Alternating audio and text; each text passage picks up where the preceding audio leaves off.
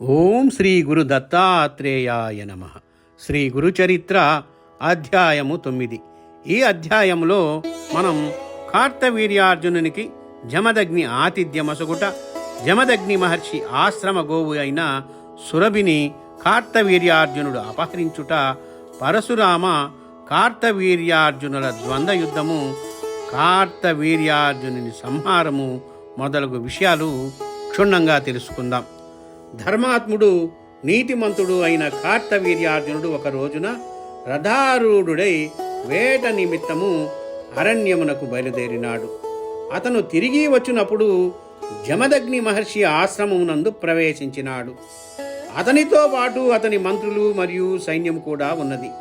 ప్రశాంత వాతావరణముతో అలరారుచున్న జమదగ్ని మహర్షి ఆశ్రమమునందు కార్తవీర్యార్జునుడు ప్రవేశించుచుండగానే అపర శివావతారమైన జమదగ్ని మహర్షి, పార్వతీదేవి అవతారమైన రేణుకాదేవి దంపతులు దర్శనమివ్వగానే వారి పాదములకు భక్తి గౌరవములతో నమస్కరించినాడు. కార్తవీర్యార్జునుని వినయ విధేయతలకు సంతసించి మునివర్యుడు కార్తవీర్యార్జునుని అత్యంత ఆదరాభిమానములతో స్వాగతించినాడు. అతనికి ఉచితాసనముపై కూర్చుండబెట్టి క్షేమ సమాచారములను విచారించినాడు. ఆపై కార్తవీర్యార్జునుడు మహర్షితో, మహాత్మా, మీ దయతో అంతా క్షేమమే. మీ దర్శనముతో నేను పవిత్రుడైనాను. దైవానుగ్రహము వలన మీ పుణ్యదంపతుల దర్శనము లభించినది. మీకు నా వలన జరగవలసిన సేవ ఏమైనను ఉన్న ఎడలా దయచేసి సెలవియ్యండి. మీ ఆజ్ఞకై వేచియున్నాను అని కార్తవీర్యార్జునుడు ఆ ఋషిపుంగవుడిని ప్రార్థించినాడు. అంత ఆ మహాముని, రాజా, ఇచ్చట మాకు ఏ విధమైన కొరతయునూ లేదు. అదిగాక ఈరోజు మీకు మీ పరివారమంతటికి భోజనమును ప్రసాదించవలనన్న ఇచ్చ కలిగినది. అందువలన మీరు మా ఆశ్రమము ఆతిథ్యమును స్వీకరించి వెళ్ళండి అని అనగా, కొంత తర్జన భర్జనలనంతరము కార్తవీర్యార్జునుడు తన మనస్సులో, ఈ ముని తన తపోశక్తిని తన ముందు ప్రదర్శించుటకు ఉబలాటపడుచున్నాడన్న అపార్థముతో ఆ ఆతిథ్యమును స్వీకరించుటకు అంగీకరించినాడు. అంతలో జమదగ్ని మహర్షి అమ్మా సురభి అని ఎంతో ఆప్యాయంగా పిలిచినాడు.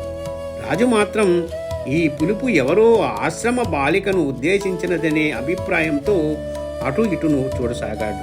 అంతలో కాలి గజ్జలు గల్లు గల్లుమనే శబ్దంతో, వయ్యారముగా నిగనిగలాడే ఒంటితో, చక్కని ఛాయతో, ముచ్చటైన మూపురంతో, పెద్దదైనటువంటి కన్నులతో అచ్చటికి ఒక నల్లని గోవు వచ్చి నిలుచున్నది. జమదగ్ని ఋషి ఆ గోవు యొక్క తోరణము వంటి గంగడోలును ఆప్యాయంగా నివురుతూ, అమ్మా, మనకు ఈరోజు ఒక సువర్ణావకాశము లభించినది. రాజుగారు పరివారముతో సహా మన ఆశ్రమమునకు వచ్చి ఉన్నారు. వారికి ఆతిథ్యమిచ్చుట మన ధర్మం. అంతటి అపురూప అతిథి మనకు లభించుట మన అదృష్టం. వారికి తగిన ఆతిథ్యమునిచ్చు ఏర్పాట్లను నీవే చేయాలి సుమా అని అన్నారు. ఆ గోవు సరే అన్నట్లు తల ఊపి అచ్చట నుండి అవతలకు వెళ్ళిపోయింది. రాజుకు అతని పరివారమునకు ఏమి జరిగినదో తెలియదు. కానీ అతి తక్కువ సమయములో ఎవరెవరి స్థాయికి తగినట్లు వారికి విందు ఏర్పాట్లు జరిగిపోయాయి. రాచ పరివారమందరూ ఎంతో తృప్తితో, ఇటువంటి విందు దొరికినా ఈ రాజు వద్ద ఉద్యోగం ఎందుకు చేయడం, హాయిగా ఇచ్చటనే ఉండిపోవచ్చు అనే విధంగా ఈ ఆతిథ్యమును ప్రశంసించడం కార్తవీర్యార్జునునికి ఒకంత భరించరానిదై మరికొంత జుగుప్సాకరమైనదిగాను అనిపించగా, తనకు తెలియకుండానే తనలో ఒక విధమైన అహంకారం, అహంభావం తలెత్తి, ఈ ఆతిథ్యమునకు కారణం ముని వద్దనున్న గోవు కదా అని భావించి తన సందేహ నివృత్తికై జమదగ్ని మహర్షికి నమస్కారము చేయుచు, మునివర్యా, నాతో సహా ఇంతమంది పరివారమునకు ఏకకాలములో ఇంతటి చక్కటి భోజన వ్యవస్థను ఏర్పాటు చేయుటకు మహారాజైన మాకు కూడా కష్టమే. మీరింతటి చక్కటి ఏర్పాట్లు చేయుట బహు ఆశ్చర్యకరం మరియు ప్రశంసనీయం. అది మీకు ఎలా సాధ్యమైంది అని ప్రశ్నించగా ఆ ఋషి, దీనికి కారణం మా సురభి అన్నాడు. ఆ ధేనువు యొక్క కృప వలన ఈ ఆతిథ్యము సాధ్యమైంది అని జమదగ్ని మహర్షి బదులిచ్చినాడు. ఇంతటి అపూర్వమైన విందు ఏర్పాట్లను క్షణమాత్రంలో చేసిన ఈ మహత్యపు గోవు తన వంటి చక్రవర్తుల వద్ద ఉండవలెను, కానీ ఒక వనవాసి అయిన తపస్వి వద్ద ఉండటం ఏమి లాభం? ఈ విధమైన ఆలోచన కార్తవీర్యార్జునుని మనసునందు ప్రవేశించినంతనే అతను జమదగ్ని మహర్షిని ఉద్దేశించి, ఋషివర్య, ఈ గోవుకు బదులుగా మీకు కావలసినంత సువర్ణము, ధనము, అనేక గోవులు, భూమిని సమర్పించదను. మీరు ఈ గోవును నాకివ్వండి అని ప్రార్థనాపూర్వక విన్నపము చేసెను. రాజు చెప్పిన మాటలు వింటున్న మహర్షి, వినాశకాలే విపరీత బుద్ధి అని, బ్రహ్మాండ నాయకుడైన దత్తస్వామి నీ గురువై నీ సమస్త అభీష్టములను తీర్చగా ఈ గోవు మహా ఏపాటి, నీ గురువుని స్మరించు. నేను ఈ గోక్షేరముతో దైనందిన కర్మానుష్ఠానం నిర్వహించదను. నీవు ఆవేశముతో కాక వివేకవంతుడవై క్షణకాలము ఆలోచించు. నీవిచ్చు సువర్ణ ధనరాశుల వలన వనవాసినైన నాకు కించిత్ ప్రయోజనమైనను చేకూరదు.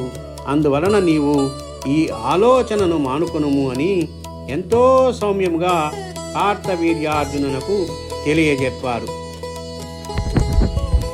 ఓ ఋషి, నీవు రాజునైన నా విన్నపమును ఖాతరు చేయక మర్యాదను అతిక్రమించావు. రాజారత్నస్య భాజనం అన్నట్లు రాజ్యంలో విలువైన వస్తువులు అన్నీ రాజుకే సొంతం. అందువలన ఈ గోవు కూడా నాది. దీని విషయం మీకు చెప్పవలసిన అవసరమే లేదు. కానీ మీరు తపోధనులు, మహర్షి అయిన కారణంగా మీకు చెప్పటం జరిగింది. మా మాటను తిరస్కరించిన నేరానికి మీరు శిక్షార్హులు. కానీ వనవాసులని శిక్షించడం మా సాంప్రదాయం కాదు కనుక బ్రతికిపోయారు. మాకు అడ్డు వచ్చి మీ ప్రాణములకు ముప్పు తెచ్చుకోవద్దు అని ఎంతో కోపంతో గంభీరంగా హెచ్చరించి తన పరివారమునకు గోవును బంధించి తీసుకురమ్మని ఆజ్ఞ జారీ చేశాడు. కార్తవీర్యార్జునుని హెచ్చరిక వంటి కోపోద్రిక్త వాక్యములను విని మహర్షి ఎంతో శాంతము వహించి మౌనంగా ఉండిపోయాడు. సైనికులు సురభని బంధించుటకు ప్రయత్నించగా ఆమె ముక్కుపుటముల నుండి వేడి సెగల వంటి ఊపిరి వెదజమ్మగా ఆమె మహర్షి వైపు దీనాతి దీనంగా తన గతి ఏమన్నట్లు చూడసాగింది. జమదగ్ని మహర్షి తన వంక దీనాతి దీనంగా చూచున్న సురభితో, అమ్మా, ప్రస్తుత పరిస్థితిలో నేనేమీ చేయలేని వాడిని. నీకు ఎచ్చట రక్షణ లభిస్తుందో అచ్చట ఉండమ్మా అని చెబుతున్నప్పటికీ ఆయన స్వరంలో విషాదం మాత్రం తొంగి చూసింది. మహర్షి మాటలు వినిన సురభి ఏమాత్రం చలనము గాని తిరుగుబాటు గాని చేయక రాచపరివారము వెంట నడిచింది. ఆశ్రమ శాంత వాతావరణం ఏమాత్రం చెక్కు చెదరక అంతే ప్రశాంతతతో ఉన్నది. అంతలో భార్గవరాముడు అడవి నుండి తిరిగి వచ్చాడు. ఆశ్రమ వాతావరణంలో మార్పు లేనప్పటికీ తన కొరకు ఎదురుచూచు సొంత సహోదరి వంటి సురభి ఎందుకు రాలేదు? అతని మనసు సురభి విషయమై ఆరాటపడుతూ కారణము విచారించగా అంతలో సురభి దూడ అంబా అంబా అంటూ అరవసాగింది. మహారాజు గోవును బలాత్కారంగా తీసుకుని వెళ్ళిన సంగతి తెలిసి ప్రచండ మార్తాండుడైనాడు. అత్యంత కోపముతో తన పశువును తీసుకెళ్తున్న కార్తవీర్యార్జునుని వెంబడించాలని తన పరశువును విల్లంబులను చేతధరించి పెద్ద పెద్ద కేకలతో మాహిష్మతి నగర ప్రవేశము చేశాడు. పరశురాముని ఆగ్రహాన్ని చూచుచున్న మృగ పక్షి జాతులన్నీ తలో దిక్కుకు పోసాగాయి. పరశురాముడు కార్తవీర్యార్జుని సైన్యమును చూస్తూ, ఓ దోపిడీ దొంగల్లారా, పలాయనము చిత్తగించండి, లేదా ఈరోజు నా చేతుల్లో మీకు మరణం తప్పదు అని గర్జిస్తూ ముందుకు సాగి వెంటనే ఈ వర్తమానం కార్తవీర్యార్జునునికి అర్థమైంది. వచ్చినది సాక్షాత్ శ్రీమన్నారాయణుడని భావించి తనకు అంత్యకాలము ఆసన్నమైనట్లు తెలుసుకున్నాడు.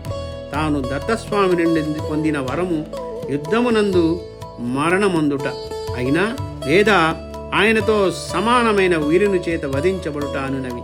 మహోగ్రుడైన భార్గవరాముని రూపమును చూచిన వెంటనే తనతో సమబుద్ధి అయిన అర్థమై ఎంతో సంతోషముగా యుద్ధ సన్నద్ధుడైనాడు. కార్తవీర్యార్జుని సైన్యమంతటిని అగ్నిశిగల వంటి అంబులతో క్షణమాత్రంలో నాశనము చేసి కార్తవీర్యార్జుని వైపు దూసుకుని పోసాగాడు. ఓ అధమా, ముని సంపత్తు బ్రాహ్మణ సంపత్తును తాకకూడదన్న విషయావగాహన లేని నీవు కూడా ఒక చక్రవర్తివేనా? అధర్మవర్తనముతో పాలించు. నీ రాజ్యమందు ఇటువంటి అరాచక పనులు జరగక ఏమవుతాయి? ఇటువంటి సిగ్గుమాలిన పనులు చేయుట నీకు బుద్ధి భ్రష్టమైనదా అని పలు విధాల మాటలాడుతుండగా కార్తవీర్యార్జునుడు అమూల్యమైన సమస్త వస్తువులను సంగ్రహించుట కూడా రాజునైన నా కర్తవ్యమే. ఆ గోవు అపురూపమైనది, అమూల్యమైనది. అది నా ఆధీనమందున్న భూమండలములోనిదే. నా రాజ్యపాలన ముందున్న సమస్తము నాకు చెందినది. అందువలన దీనిని తీసుకొనుట అధికారముతో కూడిన హక్కే గాని అపహరణ కాదు అంటూ నీ శౌర్యమున్న ఎడల నన్ను రణరణం నందు జయించి నీ గోవును తీసుకుని వెళ్ళవచ్చు అని కవ్వించాడు. కార్తవీర్యార్జునునితో బాటుగా ఉన్న సైన్యము మరలా భార్గవరామునిపై విరుచుకుపడగా ఒంటరిగా వచ్చిన భార్గవరాముడు తన చేతి అందున్న విల్లు ఎప్పుడు ఎక్కుపెట్టుచున్నాడో, ఎప్పుడు బాణమును సంధించుతున్నాడో కనబడనంత వేగముతో బాణప్రయోగము చేయుచు కార్తవీర్యార్జునుని సైన్యమంతటినీ మట్టుబెట్టాడు. ఇతడి యుద్ధ కౌశలమునకు కార్తవీర్యార్జునుడు దిగ్భ్రాంతి చెంది తనకు సమబుద్ధి అనుకొనినాడు. తన సైన్యమంతయు హతమగుట వలన తానే స్వయముగా యుద్ధము చేయుటకు సిద్ధమైనాడు. కార్తవీర్యార్జునుడు దత్తస్వామిని మనస్సందు స్మరించుతూ విల్లంబులను చేబూని భార్గవరామునితో, నా సైన్యమును హతమార్చినంత మాత్రాన ఏదో సాధించానని విర్రవీగకు. నాతో యుద్ధమనిన సామాన్య విషయము కాదు. ప్రగల్భాలు వద్దు, జాగ్రత్త ఎనుచు బాణప్రయోగము ప్రారంభించినాడు. ఇరువురి మధ్య యుద్ధము ప్రారంభమై ఎంతో భీకరంగా కొనసాగింది. ఈ పోరాటం ఎంతకాలమైనను ఆగక దీర్ఘకాలంగా జరగసాగింది. పరశురాముడు ఆహా ఎంతటి శౌర్యం, ఎంత గొప్ప కౌశలం అని ఆశ్చర్యంతో తనింకా గొప్పగా యుద్ధం చేయవలనని తీర్మానించుకొని మరింత గంభీరంగా తన యుద్ధమును తిరిగి కొనసాగించినాడు. దేవతల పన్నాగము ప్రకారము శ్రీ మహావిష్ణువు అవతారమైన భార్గవరాముడు తన పరశువుతో కార్తవీర్యార్జునుని సహస్రబాహువులను ఆపై అతని శిరస్సును ఖండించగా కార్తవీర్యార్జునుని ప్రాణములు అనంత వాయువులందు లీనమైనాయి. తన ప్రాణములను విడవవలసిన అంత్యకాలములో యోగ విద్యాపారంగతుడైన విదేహ స్థితి అవధూత జ్ఞాన విధి అయిన కార్తవీర్యార్జునుడు తన సర్వస్వము తన పాలి దైవమైన దత్తస్వామిని స్మరిస్తూ తన గురువు యందు లీనము చేసినాడు. పరశురాముడు కార్తవీర్యార్జునుని సంహరించగా దేవతలు పుష్పవర్షమును కురిపించినారు. వారందరూ జయ జయాకారములు చేయుచుండగా తన గోవును చేరుకొని ఆమె గంగడోలు ప్రేమతో నిమురుతూ ఎంతో ఆప్యాయంగా పలకరించి ఓదార్చి తన వెంట ఆశ్రమమునకు తీసుకుని వెళ్ళెను. ఈ విషయమును తల్లిదండ్రులైన జమదగ్ని రేణుకాదేవులకు తెలియజేసి కార్తవీర్యార్జునుని సంహరించిన విషయము కూడా వివరించినాడు. కార్తవీర్యార్జునుని మరణ వార్త వినిన జమదగ్ని మార్చి తన కుమారునితో ఎంతో దుఃఖముతో, పరశురామ, ధర్మాత్మునిగా ప్రజాపాలన సాగించునతనిని నేను ఎందుకు శాపమివ్వలేదు? నీవు అతడిని సంహరించి తప్పు చేశావు. అతనేదో వినోదము కొరకు మన గోవును తీసుకువెళ్ళాడనే భావముతో అతనికెట్టి శాపమును ఇయ్యక అతనిని విడిచిపెట్టి తిని. పరమదయాళువు, జీవన్ముక్తుడు, జ్ఞాని అయిన కార్తవీర్యార్జుని నీవు సంహరించి పెద్ద అపరాధము చేసినావు అని తన తనయుడి పశ్చాత్తాపమును చూసి సర్వజ్ఞుడైన ఆ మహర్షి ఇదంతయు విధివిలాసమని తన దపోదీక్షా చర్యలందు నిమగ్నమైనాడు. కార్తవీర్యార్జుని సంహారంతో ఈ అధ్యాయము పూర్తి అయినది. గురుదేవ దత్త. జై శ్రీ గురుదేవ దత్త. అవధూత చింతన శ్రీ గురుదేవ దత్త.